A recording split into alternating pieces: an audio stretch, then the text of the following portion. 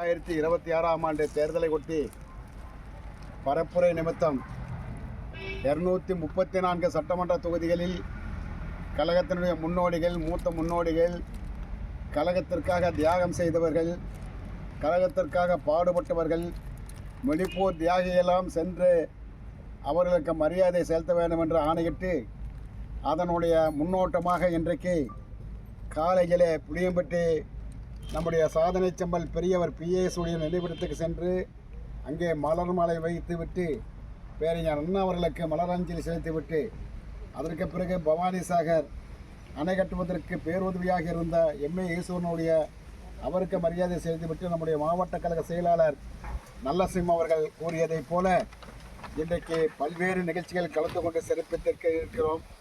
இன்றைக்கு இந்த நிகழ்ச்சி என்பது கழக வரலாற்றில் மறக்க முடியாத ஒரு நிகழ்ச்சி.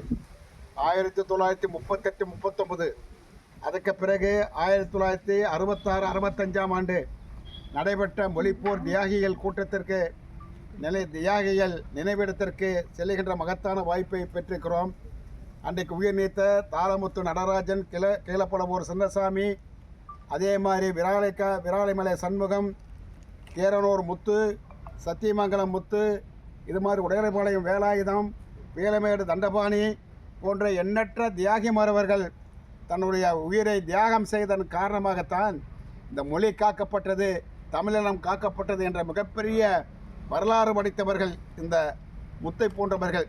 அவர்களுக்கு மரியாதை செலுத்த வேண்டும் என்று நம்முடைய தலைவர் ஆணையிட்டுதான் இங்கே வந்திருக்கின்றோம். ஒவ்வொரு ஆண்டும் ஜனவரி 25ஆம் தேதி மொழிப்போர் தியாகிகளுக்கு வீரவணக்கம் செலுத்துகின்ற அந்த மாபெரும் லட்சிய கூட்டம் தமிழ்நாடு முழுவதும் நடைபெற்று கொண்டிருக்கிறது. அது கழகத்தின் சார்பாக 25ஆம் தேதி நான் கூட தாராபுரத்தில் பேசினேன். இங்கே பல்வேறு நிகழ்ச்சிகளில் நடைபெற்றிருக்கும். ஆகவே கழகத்தை பொறுத்தவரையில் தியாக மறவர்களுக்கு, மொழிப்போர் தியாகிகளுக்கு என்றைக்கும் மறக்க மாட்டார்கள். கழகத் தலைவரும் அது சரி, நம்முடைய கலைஞர் இருந்த காலத்திலும் சரி, இன்றைக்கு நம்முடைய தலைவர் இருக்கின்ற காலத்திலும் சரி, தியாகிகளுக்கு நன்றி கடன் பட்ட இயக்கம் திராவிட முன்னேற்ற கழகம். ஆகவே அதனுடைய விளைவாகத்தான் நான் மாவட்ட செயலாளரிடத்தில் கேட்டேன், நல்லசிம் அவர்கள்ட்ட. அதே மாதிரி ஒன்றிய செயலாளர் இளங்கோ, நகர செயலாளர் ஜானகி ராமசாமி அவர்களிடத்தில் கேட்டபோது இந்த நினைவிடம் ஐஐடி, நம்முடைய ஐஐடி அவர்கள் ஒன்றிய செயலாளர். ஆகவே இவர்களும் கேட்டபோது இந்த நினைவிடம் எப்படி இருக்கிறது என்று கேட்டபோது இந்த மாதிரி நான் நினைவிடத்தை சுத்தப்படுத்தி கல்வெட்டெல்லாம் போட்டு மிகப்பெரிய மரியாதை கொடுக்கின்ற அளவிற்கு அந்த நினைவிடத்தை செய்திருக்கிறேன் என்று சொன்னார்கள். இங்கே பார்த்தபோது தான் நானே பிரமித்து விட்டேன்.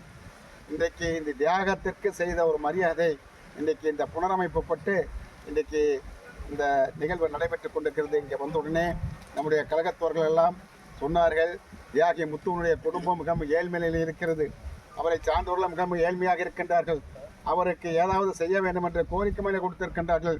கண்டிப்பாக தலைவரிடத்தில் சொல்லி இதற்கு ஒரு நிவாரணம் தேடுவதற்கு என்னுடைய கடமை மட்டுமல்ல, மாவட்ட செயலாளர்கள் இங்கே இருக்கின்ற நிர்வாகிகள் அத்தனை பேருடைய கடமையுமாகும். ஆகவே கூடிய விரைவில் இதற்கு ஒரு நல்ல தீர்வு, நல்ல உதவி கிடைப்பதற்கு நாங்கள் கண்டிப்பாக ஏற்பாடு செய்கிறோம். ஆகவே தியாகி மரபன் முத்தவருடைய குடும்பத்தாருக்கும் அவருடன் பிறந்த அனைவருக்கும், உங்களுக்கு தமிழ் மொழிக்காக தன் உயிரை தியாகம் செய்த ஒரு வீர மரபுடைய குடும்பத்தை சேர்ந்தவர்கள் நீங்கள். உங்களுக்கு நாங்கள் என்றைக்குமே பணியாற்ற உதவி செய்ய கடமைப்பட்டிருக்கிறோம். ஆகவே இந்த நிகழ்வில் நாங்கள் கலந்து கொண்டு சிறப்பித்த நம்முடைய ஒன்றிய கழகம், மாவட்ட கழகம் மற்றும் மூத்த முன்னோடிகள் அத்தனை பேருக்கும் நன்றி கூறி, இந்த நல்ல வாய்ப்புக்கு நன்றி கூறி விடைபெறுகிறோம். நன்றி, வணக்கம்.